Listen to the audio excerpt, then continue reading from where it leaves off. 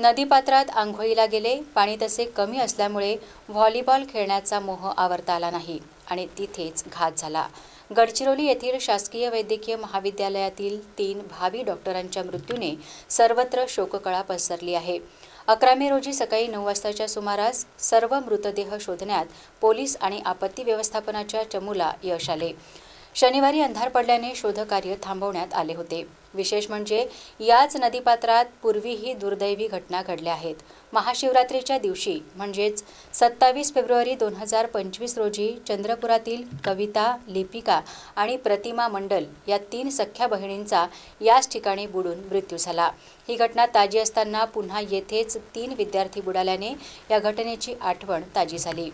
10 मे हा गडचिरोलीच्या वैद्यकीय महाविद्यालयासाठी काळा दिवस ठरला आहे।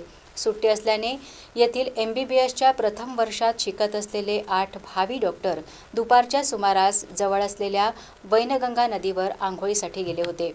चंद्रपूर जिल्ह्याच्या हद्दीत येत असलेल्या पात्रात तसे पाणी कमी असल्याने व्हॉलीबॉल खेळण्यासाठी सर्व विद्यार्थी नदीपात्रात उतरलेत। मात्र त्यांना पाण्याचा अंदाज न आल्याने 5 जण बुडू लागलेत। त्यातील दोघांनी कसाबसा आपला जीव वाचवला, पण तिघे बुडालेत। त्यांना वाचवण्याचा प्रयत्न केला, परंतु पाण्याची खोली अधिक असल्याने प्रयत्न निष्फळ ठरलेत।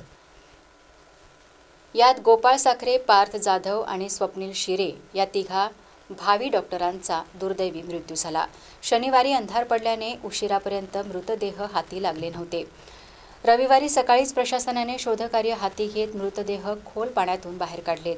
परिसर चंद्रपूर हद्दीत येत असल्याने सर्वांचे मृतदेह शवविच्छेदनासाठी सावली शासकीय रुग्णालयात पाठवण्यात आले आहेत। या घटनेमुळे 3ही मृतकांच्या कुटुंबियांवर दुःखाचा डोंगर कोसळला आहे।